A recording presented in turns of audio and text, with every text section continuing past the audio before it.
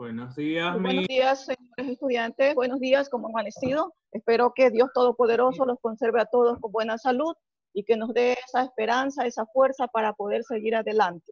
Estamos viviendo una nueva sociedad y tenemos que adaptarnos a esa nueva sociedad que nos está esperando el futuro. Espero pues que esta semana nos vaya muy bien, recordándole que todas las tareas que ustedes están realizando ya están calificadas, están evaluadas, y toda novedad que ustedes presenten, por favor, comuníquenos, ¿verdad? Bien, vamos a continuar con las culturas del Oriente. Hoy ya nos faltaba lo que era la cultura africana. Antes de comenzar, pues quiero que abran todos sus cámaras, por favor, para tomarles la foto, poniendo la sonrisa más bonita. Saimar, eso, qué bien, Jen. Saimar, no te veo. Saimar. Saimar. Ay, Diosito. Ahí sí. Te hace reír, ¿verdad? Bien. Te hace reír, ¿verdad? Bien. Muy bien. A ver, enciendan sus cámaras. Ok, listo, chicos. A ver. Muy bien. 2, 3, Lady. Parece que estás muy seria, Lady. A ver. Sara. Se te ve muy oscura. Muy bien. 1, 2, 3. Excelente. Gracias. Bueno, vamos a continuar, le decía, con la cultura africana, que es parte también de las culturas orientales que estamos trabajando. En esta cultura se incluye una gran variedad de expresiones artísticas, en donde tenemos variedad de creencias, rituales y todas esas costumbres que son diversas en esta nueva cultura que se llama africana. Tanto es tan llamativa como cuando era antigua, actualmente todavía llama mucho la atención y existen muchas civilizaciones poderosas e innovadoras que todavía están estudiándose esas tribus pequeñas innovadoras. Los estudiosos científicos no encuentran todavía cómo descifrarla en sí, porque tiene una variedad de expresiones que en realidad fueron las primeras que nacieron a nivel de todo de las civilizaciones del mundo. Esto de aquí, pues, por su bagaje cultural, va a traer desde suma importancia a toda la humanidad, sus formas de vestir, sus formas de gastronomía, sus formas de hablar. Esto llama mucho la atención y por eso existen pues diversos estudios de este tipo de cultura que va a tratar de tal vez apoderarse de otras culturas en donde van llevando sus tradiciones y costumbres. Y aquí pues nosotros encontramos también en Ecuador que tenemos una cultura afroecuatoriana, afroamericana, le decimos, porque ellos estuvieron poblando casi todo lo que es el continente americano, como es la parte central y América del Sur. Entonces nosotros tenemos aquí en Esmeraldas pues una colonización de esta cultura en donde ellos trajeron muchas costumbres a nuestro Ecuador. Es así pues, trajeron la forma de lo que es la música, sus danzas, que ustedes la conocen muy bien y que es un ritmo muy alegre, que escuchando el ritmo de la marimba te hace mover todo tu cuerpo con el fin de hacer ese tipo de danzas que te atrae y que en realidad es bastante alegre. Entonces, estas grandes civilizaciones hicieron pues que se expandieran por todos los territorios del continente, como había dicho, y en el pleno siglo XVIII, África comenzó a recibir influencia colonizadora. Y esta influencia colonizadora fue de Europa, en donde comenzaron a traer tipo de costumbres de esta región, pues de este continente, y este fenómeno pues significó que se valieran homogéneos en forma las culturas en todos los países del mundo, y así pues África concedió un segundo idioma y unas diferentes religiones que ellos procesaban.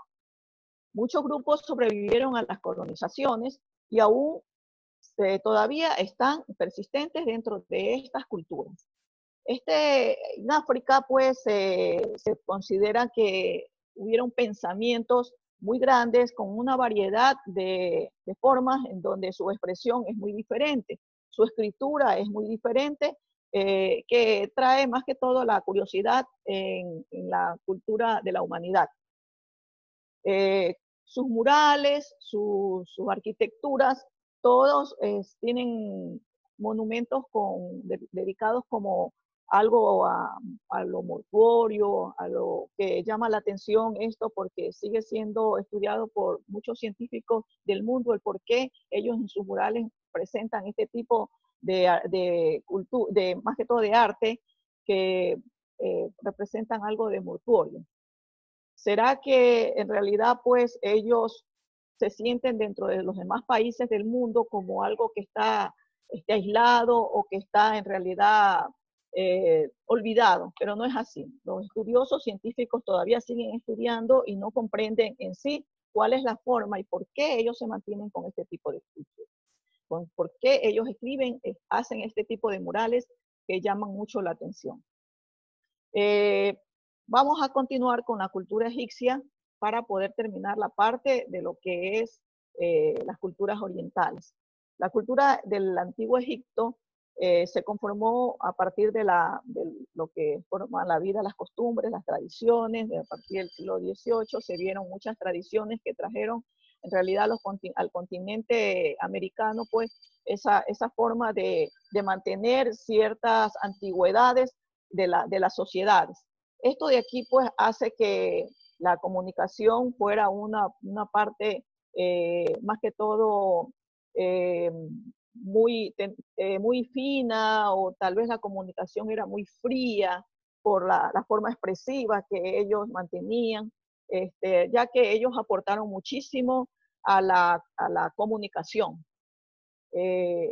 Fue así pues la comunicación que fue su aporte principal dentro de esta cultura, que nosotros estamos considerando a la escritura es la parte más puntual dentro de la comunicación. Y vemos que en realidad en Egipto existen los jeroglíficos antiguos que tienen que ver muchísimo con lo que nosotros cuando vamos de visita a un país de estos, pues nos llama mucho la atención esta parte llamativa, esta parte que viene a ser del turismo, el atractivo del turismo en realidad. Los jeroglíficos, ellos escribían con pequeñas cañas puntiagudas, mojados con una especie de goma y con tinta, y utilizaban muchísimas sustancias vegetales para darle la coloración. Y donde escribían en esos tallos de papiro que crecían en las orillas del río Nilo. Entonces, esto de aquí, pues, fue descifrada por el francés Jean Francois Champollion en 1822, cuando ellos, pues, proporcionaban siempre la forma como ellos escribían, y encontraron una piedra roseta en 1979, que es lo que les llevó en realidad a ver que los soldados de Napoleón Bonaparte realizaban siempre las expediciones por esos lugares a nivel del río del Nilo, y ahí es donde encontraron pues esos jeroglíficos que les llamó mucho la atención. La escritura jeroglífica de los egipcios es bastante difícil, no es fácil descifrarlo. Ellos en realidad la forma de transmitir esa interpretación de la escritura estaba formada siempre por signos, esos signos que no tenían para ellos una buena representación, esos signos que no sabían en realidad qué querían expresar en realidad los egipcios. Y era bastante difícil, pues, por ese motivo, interpretar esas imágenes de animales, objetos que ellos escribían. Siempre se empleaba siempre esta forma jeroglífica, era en las tumbas y en los templos que ellos mantenían.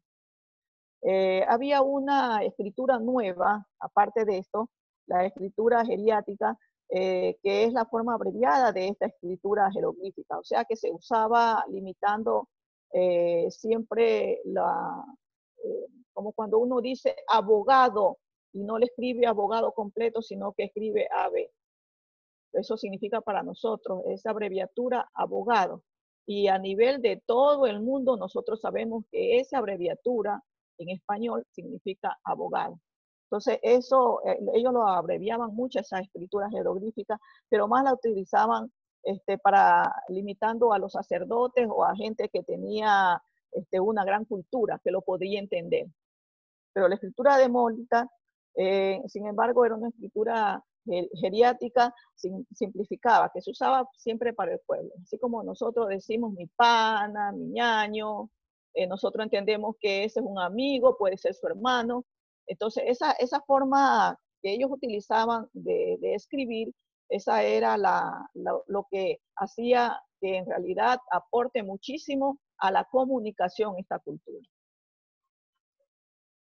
Bien, entonces hemos terminado en esta ocasión lo que son las culturas de nuestra parte oriental, como les decía, del hemisferio oriental. Bien, tiene mucha diferencia con el hemisferio occidental porque nosotros, pues con la venida de los españoles, aprendimos a escribir el castellano y ese castellano, pues, es el idioma español que nosotros tenemos. Sabemos escribir en descifrados, sabemos escribir en números, sabemos escribir en palabras cortas o en palabras largas que nosotros nos podemos entender. Entonces, dentro de esto, pues, quisiera saber si hay alguna pregunta sobre esto, porque vamos a pasar a la teoría del conocimiento de Immanuel Kant. ¿Hay alguna pregunta sobre las culturas orientales o que le llame la atención sobre las culturas orientales que hemos hablado actualmente? Ustedes se van a dar cuenta que los egipcios y los africanos tienen o sea, muy diferentes sus culturas y también sus formas de vestir. Cada uno, pues, para nosotros representa un estatus de ellos.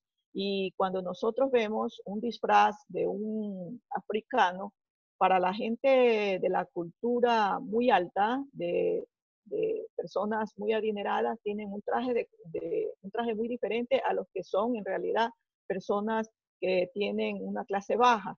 Y algo de esto arrastró en realidad la cultura afroecuatoriana que nosotros tenemos y vemos la forma como ellos visten muy diferente a los nuestros. Ellos, los afroecuatorianos de aquí, de nuestro Ecuador, pues mantienen siempre sus vestuarios muy sueltos. Pues, nunca les falla a ellos su manto que utilizan en su cabeza, el cubrecabeza, en donde ellos adornan su cabeza con ese lazo precioso que hacen a nivel de sus cabezas, que son los turbantes, y sus formas de vestuario es bastante denso o bastante flojo, bastante suave, porque ellos pues manejan mucho calor interno. Entonces, sus cuerpos pues desde el niño más pequeñito hacen sus danzas muy frágiles, son a movimientos muy exóticos, que en realidad pues cuando ellos tenían su tradición de que antes de los 10 años no podía bailar un niño una marimba. Solo cuando ya era puber la señorita, cuando ya pasaba a ser señorita, cuando ya tenía su primera menstruación, era pasada a la sociedad como una parte de la sociedad de los jóvenes, y eso ahí era por primera vez que hacían ese tipo de danzas exóticas que le llaman ellos movimientos de marimba. Pero actualmente, pues, ya ahora con el turismo, con las formas expresivas, en realidad ya marimba baila desde el niño de 1 año. Entonces ya no existe en realidad, esa costumbre que tenían ellos, que no podían ejercer tal o cual baile mientras no sean ya jóvenes que vayan a la pubertad. Bien, ¿no hay alguna pregunta? Vamos a cambiar la diapositiva y nos vamos a la teoría del conocimiento de Immanuel Kant. En la teoría de la ciencia, Immanuel Kant en realidad es uno de los filósofos científicos quienes aportaron con muchas ideas de la Ilustración. Y lo podemos ubicar en el siglo XVIII, para el cual pues se dedicaba mucho a lo que, sobre el quehacer de los hombres de la ciencia. Esta característica propia de de este Immanuel Kant era de que, percatándose que la ciencia avanza, decía él, siempre tenemos que estudiarla más, porque si la ciencia avanza, vamos a tener que ver que las ciencias en realidad son parte de esa forma de poder transmitir un conocimiento. Y si las ciencias avanzan, decía, posiblemente el conocimiento estuvo antes de las ciencias sociales. Bueno, pues esto quiere decir que quien piensa algo, pues está pensando lo que quiere. Y quien no lo quiere, no lo va a pensar, es lógico, ¿verdad? Esa es la teoría del conocimiento. El trabajo de Kant era de que las ciencias están formuladas por juicios y que esos juicios, cada uno de nosotros, lo mantenemos siempre y cuando lo queremos.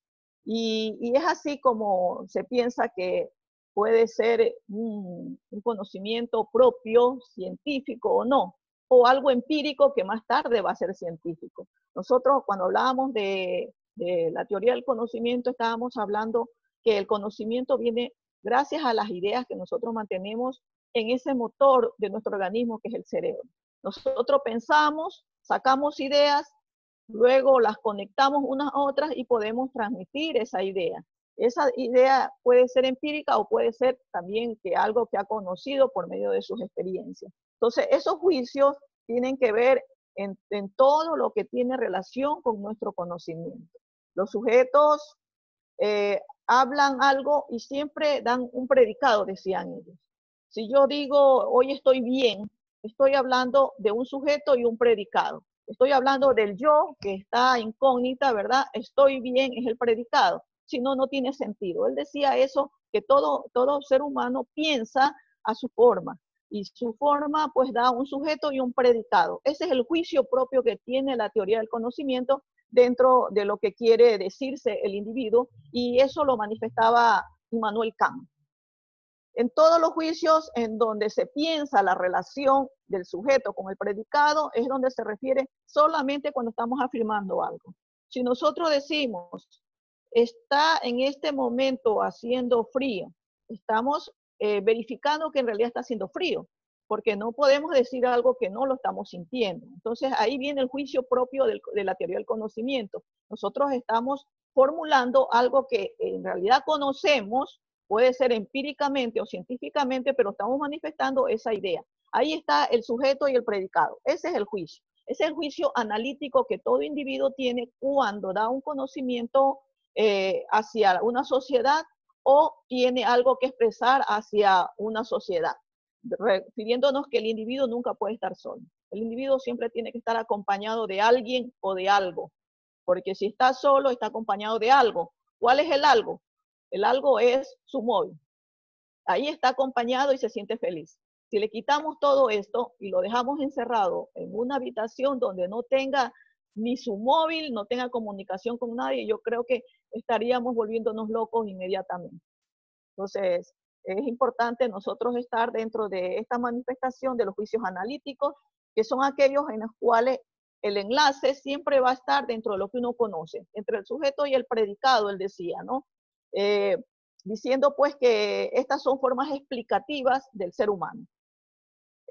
Por otro lado, pues tenemos los juicios sintéticos, donde también Kant decía, pienso sin identidad. Es decir, son juicios que aumentan nuestra comprensión con respecto a lo que yo estoy viendo como producto. Es decir, si yo tengo hambre y veo en realidad un plato de comida, así no me guste, como tengo hambre, lo deseo. Ese es el juicio, ¿verdad? Ese es el juicio sintético, es el juicio de donde nosotros en realidad comprendemos algo sin que lo querramos conocer. Entonces, con todo lo anterior, Kant reflexiona que los juicios del conocimiento llegan a una construcción. ¿De qué? De que pueden haber una parte de un conocimiento propio que así puede tener una experiencia. Y con ese conocimiento propio, pues, se puede tener una experiencia, una veracidad de algo. Cuando nosotros queremos investigar algo, primero vamos, observamos, experimentamos, palpamos y luego ya, una vez que tú sabes que lo que vas a hacer tiene peligro o no peligro, entonces tú lo comienzas a realizar. Esa es la experimentación del conocimiento del juicio, que sin tener ciencia, tú lo comienzas a experimentar y luego lo puedes comenzar después a expresar como una experiencia que has tenido porque has estado en el sitio. Cuando nosotros vemos una olla de agua hirviendo, sabemos que ese vapor que sale puede quemarnos. Entonces, si te dicen, mete la mano en esa olla que si tú ves que estaba saliendo vapor caliente, es seguro que no lo vas a meter. O si lo metes, tratas de ver cómo te cuidas, el reflejo mismo de cuidarse, no quemarse, para saber si quema en realidad o no. Y luego, después de esto, viene otra persona y dice, ¿qué hay ahí? Entonces tú dices, cuidado, te vas a quemar, porque eso está muy caliente. Ese es el juicio. Ese es el juicio que mantenemos todos dentro de la experiencia para un conocimiento. Y esto es lo que decía Kant, pues, que el conocimiento pues siempre viene con un juicio que nosotros mismos lo mantenemos o lo expresamos sin querer, sin tener nombre ni apellido. Entonces todos reflexionamos, siempre reflexionamos para algo y esto es lo que nos da tendencia a que el hombre siempre va a desear en ocasiones ciertas cosas o saber ciertas cosas donde encuentra más allá de la razón. Nosotros para mantener algo de que queremos expresarlo, siempre vamos a mantener una razón de qué. Cuando yo les decía del agua, ustedes van a tener la razón de por qué no dejar meter la mano en esa olla que tiene vapor caliente, porque saben, tienen la razón de que eso está emanando mucho calor y que ese calor puede hacerle daño o destruirle su mano, su dedo, cuando en el momento que ingresa ahí. Entonces, por eso que Kant piensa que es el sujeto quien construye la realidad. Nosotros construimos nuestra realidad, nuestra propia realidad. Y a su vez, pues, se piensa que el sujeto es la realidad del ser, que nosotros mantenemos la idea, procesamos la idea en nuestras mentes y vamos a tener en realidad el porqué de nosotros mismos. Entonces, la construcción de la realidad es un proceso que se suscita en la mente. ¿Por medio de qué? De todas impresiones sensibles o intuitivas puras, es decir, de las formas más a priori de la sensibilidad, como yo les ponía el ejemplo del agua, ¿no? Y por medio del cual vamos a tener un entendimiento, es decir, vamos a tener un concepto de qué es lo que nosotros estamos categorizando dentro de lo que estamos hablando o de lo que estamos transmitiendo o de lo que estamos viendo. Entonces, esto de aquí pues se encuentra siempre dentro de nuestra mente.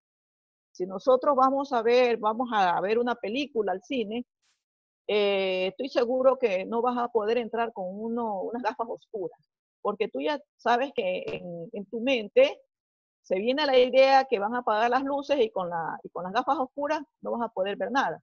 Entonces, tú vas a necesitar es adaptar esas pupilas que se puedan hacer más grandes, como la del gato cuando ve en la noche, o sea, se hacen midriáticas grandes para poder adaptarte a esa oscuridad y poder ver con más claridad la película. Entonces, esa es la forma como nosotros constituimos en realidad esa materia prima del pensamiento, de nuestras mentes, para poder ser sensibles a ciertas impresiones que el mundo el mundo exterior más que todo, está categorizándose dentro de nosotros mismos. Y nosotros somos los que vamos a decir, esto conozco o esto no conozco, porque nosotros vamos a descifrarlo.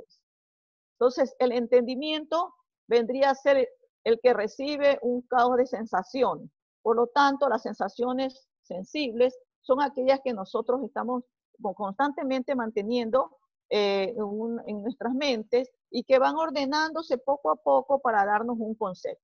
Y ese concepto es lo que más tarde Kant llama fenómeno. Ese fenómeno que no es explicativo, ese fenómeno que no tiene en realidad el por qué ni qué es.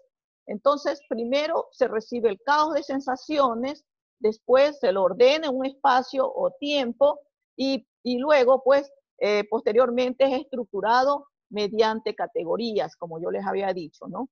Las categorías. Y esto es lo que se va a conseguir por medio de la razón, ¿verdad? Y vamos a ver la estructura de lo que es un fenómeno. Entonces, ese fenómeno es lo que nosotros vamos a ver que en realidad es una estructura de resolver ciertos aspectos donde nos estamos ubicando en el tiempo y en el espacio. Y ahí nosotros estamos viendo pues una imagen de lo que es el conocimiento en Kant. Y vemos, hay una sensibilidad más entendimiento que es igual al conocimiento del objeto como fenómeno. Si lo vemos, los libros de metafísica no son científicos. Él dice que la metafísica no es una ciencia. Dice que la metafísica es solamente un contexto de una sensibilidad con un entendimiento, pero que no es una ciencia en sí. Nosotros cuando estudiamos o leemos o escuchamos sobre la metafísica, vemos que tiene mucha importancia, donde nuestro conocimiento está dentro de los sentidos, el entendimiento, ¿verdad? Y siempre el entendimiento piensa o juzga. ¿Juzga a quién? A un objeto. Sus formas a priori son las categorías, como le había dicho, y la sensibilidad intuye en el objeto como fenómeno. Entonces, estas formas son siempre constituidas en primera parte en espacio y tiempo, que nos dan las impresiones sensibles de la materia del conocimiento. Entonces, tenemos que tener la razón, siempre que sintetiza los datos del entendimiento, obteniendo las ideas trascendentales como el alma, el mundo y el ser Dios. Nosotros lo tocamos a Dios, no. Tenemos la creencia que existe un Dios todopoderoso que formó el universo y que en realidad pues sabemos que Él nos puede ayudar o nos puede encomendar siempre cuando nosotros vamos a estar en peligro y que Él nos protege. Podemos tener también algo material que nosotros tenemos mucha fe y mucha confianza y sabemos también que nuestros padres son parte de ese poder de tener la razón. ¿Por qué? Porque a veces nuestros padres son intuitivos y dicen, mijo, hoy no vayas a esa fiesta, me suena, no sé, tengo una corazonada, no sé qué va a pasar, mejor no lo vayas. Y en realidad usted dice, bueno, si usted dice, bueno, ya me voy a quedar, pero se pone molesto y ahí comienza a hacer rabietas, pero en realidad después se da cuenta, ah, si yo hubiese ido, tal vez hubiese sido uno de esos compañeros que lo hirieron en la fiesta o que le robaron en la fiesta. Entonces, a veces esa intuición que tiene el ser humano, como son nuestros padres, porque nosotros hemos nacido de ese vientre materno, tenemos un gen que eso atrae y que la madre, más que todo, está siempre al tanto de su hijo. Y ese es el poder filosófico que se puede decir, que el conocimiento de Kant, que tiene la razón, el entendimiento de esa sensibilidad que tiene la madre hacia el hijo, que así si el peor hijo lo quiere mucho más que el hijo que se comporta bien. ¿Por qué? Porque ese peor hijo está llamando la atención porque no se lo está atendiendo y que está un poco despreciado. Entonces él necesita un poco más de ese amor. Entonces, como se está resolviendo la estructura del fenómeno, esto debemos de tomar siempre el tiempo y el espacio. El pensamiento filosófico de Manuel Kant era demasiado extenso. ¿Por qué? Porque él manifestaba pues que se pone en una tela de juicios de pensamiento. Decía que todo lo que hacemos, lo que conocemos en el lugar, en el mundo, eso va marcado siempre con una tendencia. Y esa tendencia viene a ser la filosofía en las ciencias modernas. Entonces, nosotros estamos hablando siempre de una forma como el conocimiento de la teoría del conocimiento de Kant era bastante preciso, era bastante impresionante, de que ponía en ejemplo a un fenómeno y lo consideraba dentro de un todo que iba razonando parte por parte. Es decir, nuestros pensamientos, para poderlos transmitir a otras humanidades o a otra persona, nuestros pensamientos primero tienen una razón, una idea. Y esa idea se forma un fenómeno para saber qué contenido vamos a tener. Bien, entonces con esto vamos a dejar esta parte de la clase teórica donde voy a hacer preguntas para muchos estudiantes para luego entrar a lo que es la parte de la tutorización. Quiero explicarles algo, señores estudiantes. Ya se están evaluando todas las tareas que ustedes están presentando y eso va a ser parte de su proceso. Es decir, que usted no puede dejar, así no venga a clase, usted no puede dejar esa tarea que no la hizo, no fui a clase y no fui, y ahí se quedó. Tiene que realizarla e ingresarla dentro de lo que es la plataforma, porque la plataforma es la única que le va a llevar en realidad a dar su veredicto dentro de su calificación para poder pasar de año. Entonces, cuando vayamos a trabajar en la tutorización, ustedes van a tener 15 minutos, escúcheme bien, cada uno, 15 minutos para investigar sobre la evolución de las ciencias y va a realizar un comentario pequeño analítico. Van a tener 15 minutos.